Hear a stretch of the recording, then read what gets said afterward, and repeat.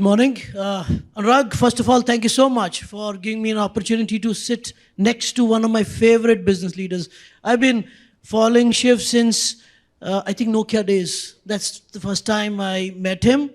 And I've seen how he has really motivated the team, led the business, and there's been a great success. And all of us have been his fans out there. So thank you very much to you as well to give me this opportunity to sit next to you. And I must also say that though I do read books, but I'm a very slow reader. But this was the first time I went into speed reading on this Sunday because we got very less time.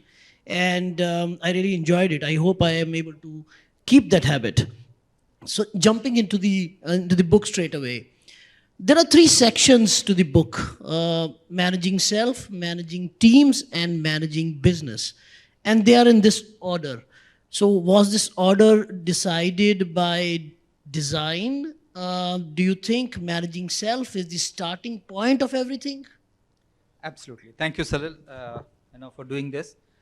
Managing self is absolutely crucial and critical before you get to managing a team and managing a business. So if you look at managing self, the ingredients which go into managing self, 50% of the impression you create with people is about how you manage your time. Are you on time? Do you complete on time? If you say, I will deliver something by X date, X time, do you actually do that? Second is, how do you react to success and failure? Okay, do you go off the handle, when there's failure, and are you jumping with joy when there's success, or is there balance? Okay, third is, how do you manage your emotions in a room? Okay, how do you do that? Okay, how do you communicate? There are lots of things which go into managing yourself. And if I were to use a cricket analogy, captains are a very good example. I remember in 2012, I was in Sri Lanka for the T20 World Cup finals, and I met Tony Greig. And every time I meet some of these sports people, I always ask them questions about leadership. So I asked him, how would you rate captains? And he said, Shiv, one of your Indian captains, we used to joke in cricket circles that when we went out to toss with him, if he said heads or tails, he would say draw. Now, that's the mentality of a person. On the other hand, you take possibly a guy who's going to be an outstanding captain and a leader of men is Ben Stokes. Look at the way the English cricket team is playing test cricket today. It all comes from him. 12 months ago, people had written of English cricket. But he has a fire to say, look, I am happy to lose in order to go for a win. That's a very different mindset. So that's why managing yourself is the most critical element. There are some people who are younger years, older wisdom. A great example is Pataudi. He was a captain after a few tests, but he led very, very well. So there will always be those examples. But I think overall, when you display that you can manage yourself well, you manage emotions well, and you get promoted to manage a team and then manage business. Let me take this a little further. In your book, Harsha says that managing a cricket team is though a small, size of the team, and managing a large business, you have a large team. But the other concept that you have touched upon, which is very relevant in this context, is the peer management. So when the cricket players, they play with each other, that's more like peers, and one of them is chosen as a captain. So it's a situation where you compete and where you collaborate. And it's so true in the corporate culture that we have, or the corporate life that we have. You continuously collaborate to succeed, but also compete to succeed, because only one of you or one of the team members actually moves up in the pyramid and finally to the top. How do you draw, from your experience, what is the thing that you can, or the advice that you can have for all the young leaders out here, how to successfully handle this situation, or how to successfully navigate through the peer management, which is very crucial for the success? Absolutely, a great example. But, I always say that cricket is not a collaborative game. Okay. Why is cricket not a collaborative game in my book? When do you need collaboration in cricket? When somebody needs to take a catch if a batsman has hit the ball in his hand, or you need to run between the wickets. There's no other collaboration in cricket. Football is a far better example. Okay, many people have studied successful football teams, and the most successful football teams pass to each other more than anybody else, which is one form of collaboration. So you need to collaborate all the time. Okay, a very good example of prima donnas. You should never let prima donnas dominate a team, okay, which happens in every sport and it happens in every business. A very good example is what Manchester United has done day before yesterday. They have said as a team that the maximum cap on salary in future is going to be $20,000, 20,000 pounds a week, because Ronaldo was being paid much more and there was jealousy in the team.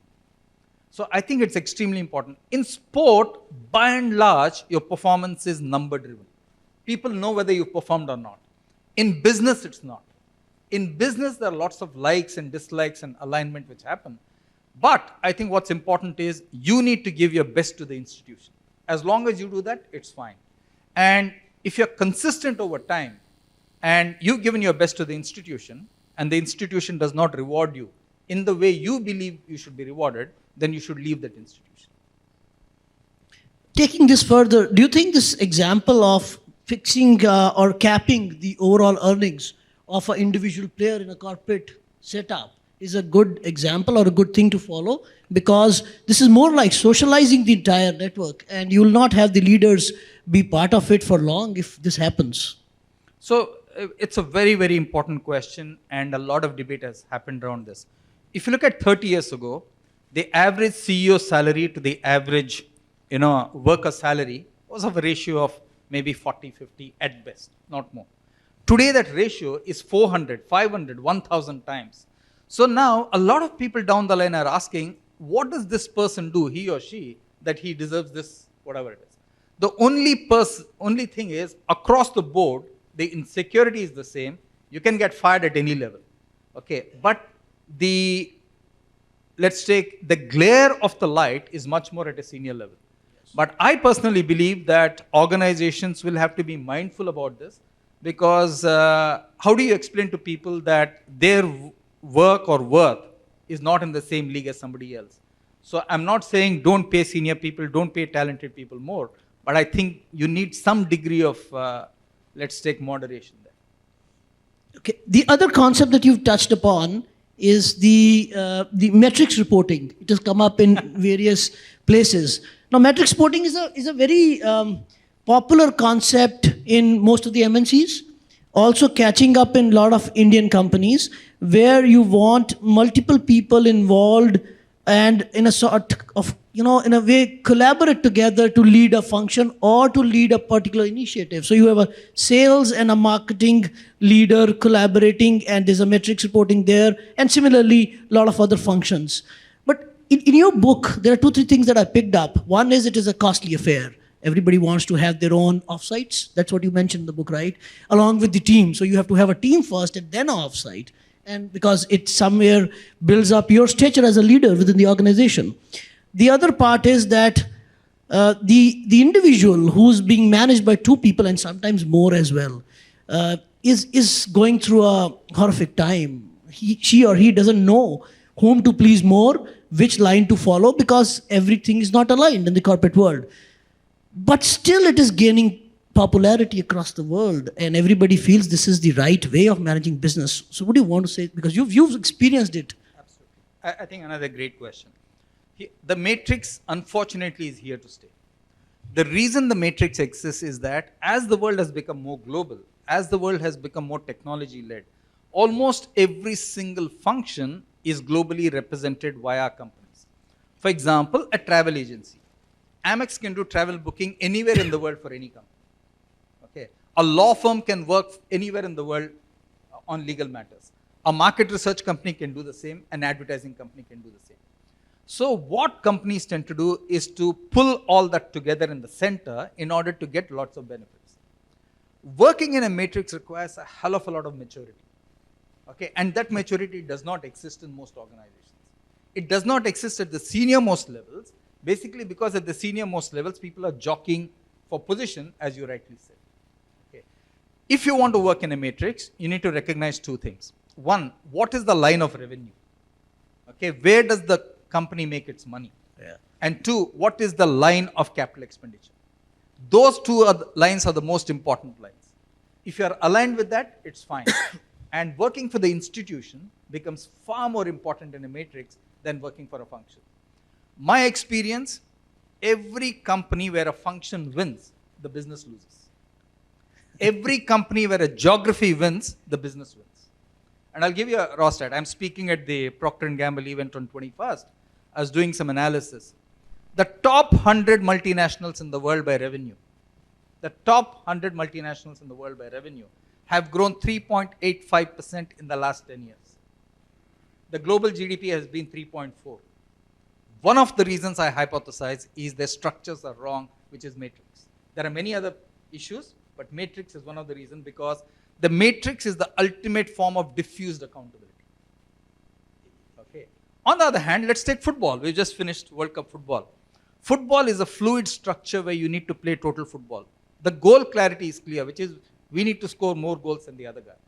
Football started with a 5-3-2-1 structure, then 4-3-4-1 structure. Today, Argentina played with 2-4-4-1, whatever it is. You can play any combination as long as you're clear that the goal is to score more goals. That goal clarity is missing in a matrix organization. I worked in matrices, and a lot of people say, Shiv, you managed matrix very well. But the point is, it's a drain on energy, it's a drain on time. Good point, actually, what you said, that people are not mature to handle this. So as they say, common sense is not so common. The concept of maturity is not as yet mature, right? But I love the way you are pivoting from cricket to the Shiv I have known over the years has been a great cricket fan, but I can see this shift and more liking towards football. Is this a sign of things to come for marketeers as well as for this country? No, I've always followed football a lot. I'm a great fan of Manchester United and Barcelona. Okay, so. The other concept which is so critical for every individual success and which has been mentioned in as part of your book, rightly so, but it features more in the managing business part, which is the core purpose, or CP, or core purpose, what you call for the organizations. Do you think the core purpose concept is also relevant for individuals and for the leaders and the CEOs of today? And that is where the things would start, because that will become the starting point of allocating their time, energy, and emotions? Yeah, absolutely. I think every senior leader must ask himself or herself, how do I stay relevant for the next 5 years? Because whatever got you here, whatever your business did in the last 5 years, is going to be absolutely irrelevant in the future. You talked of Nokia. In 2005-06, we never compared ourselves in Nokia to previous year numbers or results. We used to look at previous month, not previous year.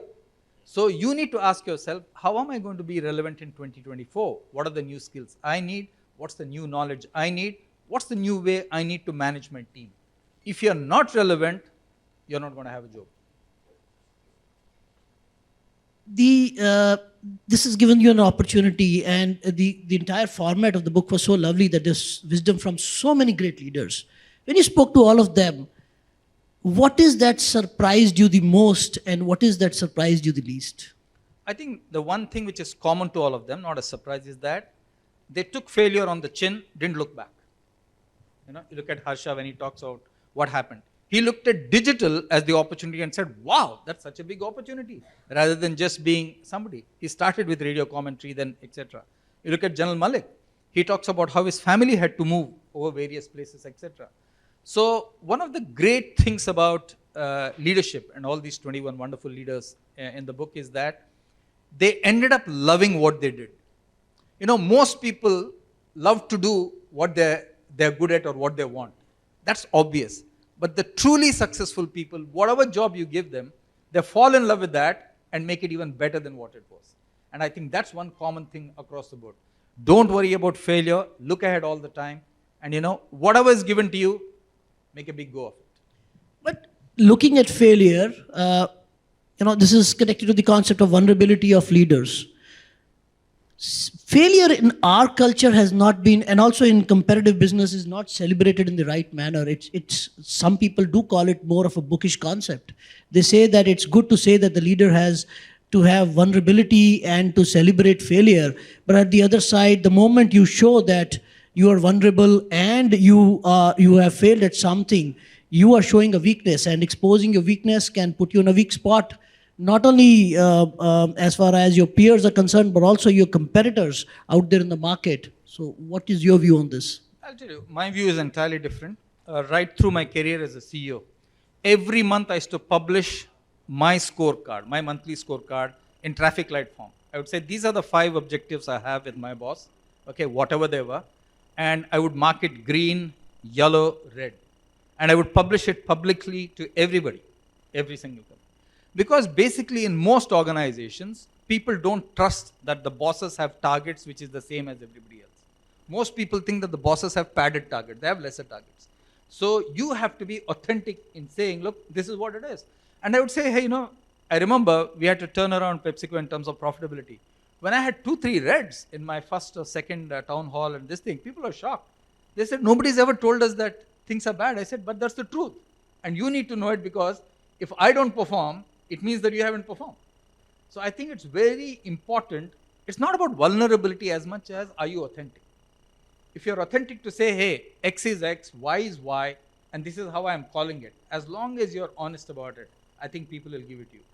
I think people tend to take vulnerability to a degree, saying, oh, I'm feeling low, I don't think that's what, you should take out of vulnerability. I would rather use the word authenticity, I think, which is a much better word. I fully agree. Authenticity is a better word than vulnerability, because vulnerability has a hint of that weakness, which the leaders don't want to expose.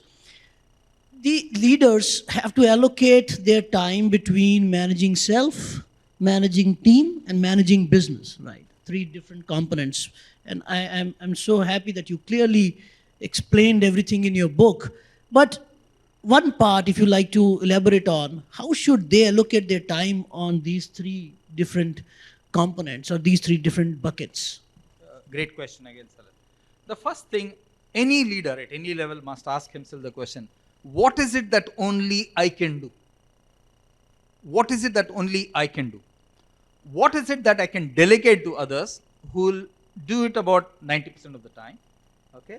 Think about that. For example, if you are the CEO of a multinational like PepsiCo or Nokia, anything to do with the ministry or the government or regulations, only you can do that.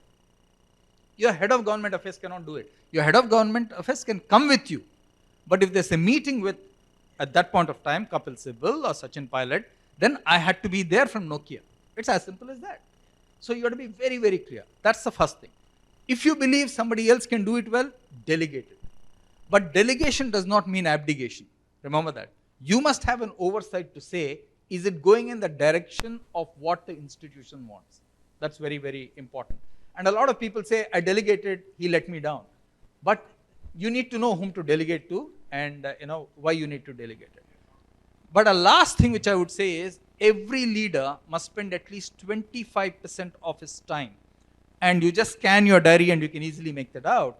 25% of your time must be spent thinking about the future. Okay, what's going to happen 3 years from now, 2 years from now, 5 years from now. If you look at your diary, you can easily make that out. For example, in my last role, I've had many meetings with Accenture and with Microsoft on Metaverse. I've gone to their offices, spent whole days trying to understand what it is. So if you look at my diary, I'm very clear there'll be more than 30-35% thinking about the future.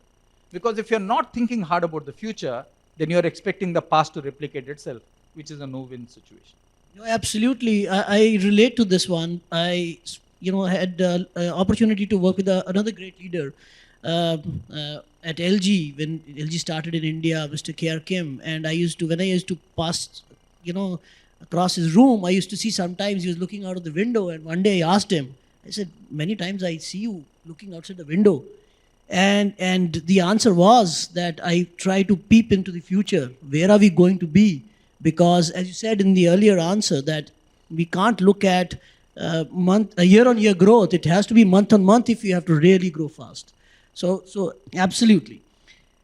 Where do leaders of today need to look for inspiration and guidance? Do you think this new coaching thing helps? Do you think they should immerse into the books? Do you think they should go deep inside themselves? Or do you think the what is happening in the business across, following that helps? Where do they act? Because it's a very lonely affair at times. You have to inspire yourself and you have to inspire the team. And before you do the latter, you have to do the former. And for that, you have to look around for guidance and help. So, absolutely. So I think there are many different roots to self-awareness, realization, whatever you want to call it, okay, to be a better leader. It can be spiritual, and you have a spiritual person talking this afternoon here. It can be war. The metaphor of war has been used repeatedly in marketing, okay, over time, as also business leadership. Okay, it can be sport. Okay, it can be other businesses. Okay, it can be, not-for-profit institutions. It can be a wide range, because I think what's important for the future is everybody is saying, are you contributing back to community, to society? What are you giving back as opposed to taking? I think that's a new angle to leadership which was not there before. I think the entrepreneurs 200 years ago instinctively got it. A Cadbury got it.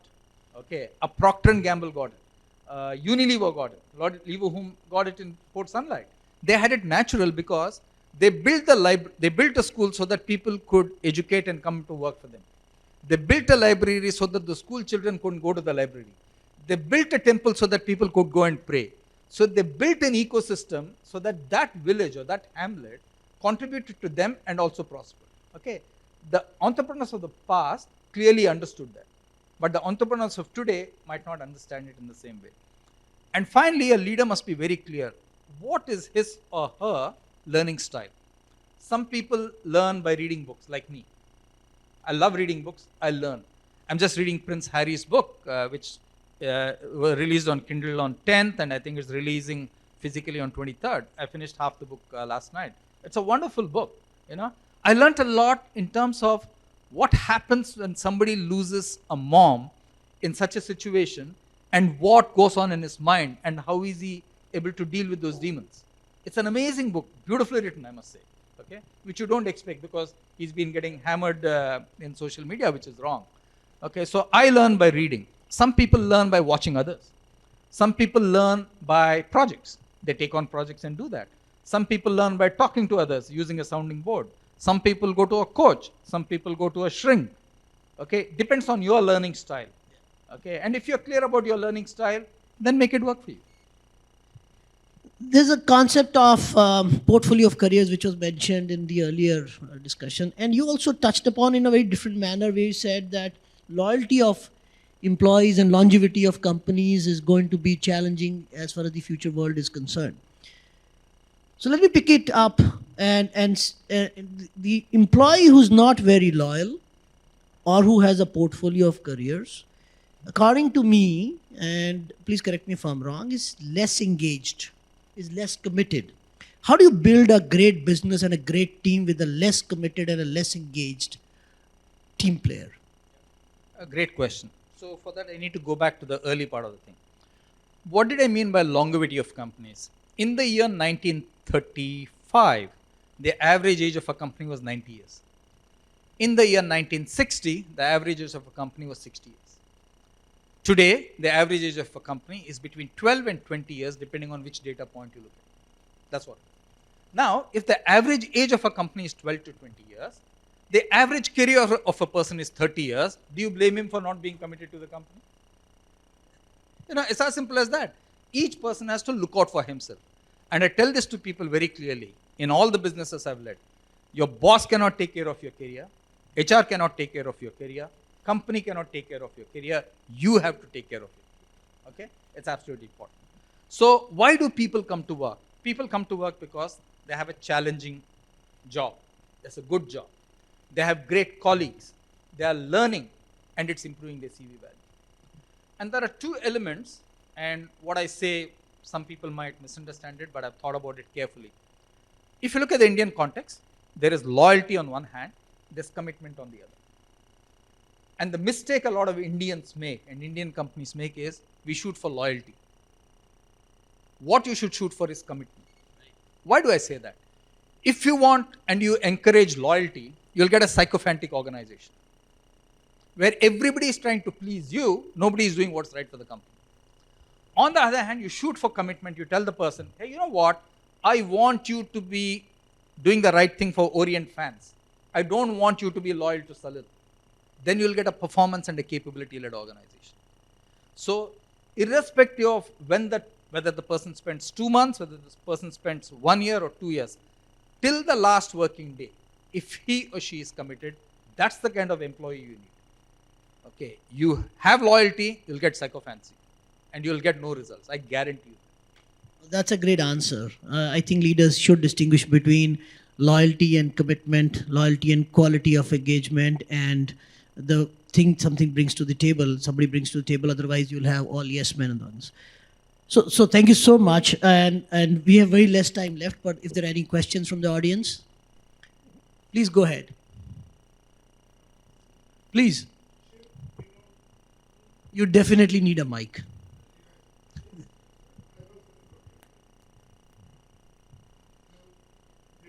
Finish in time. Miss Pandit, I know we are next. We're running late.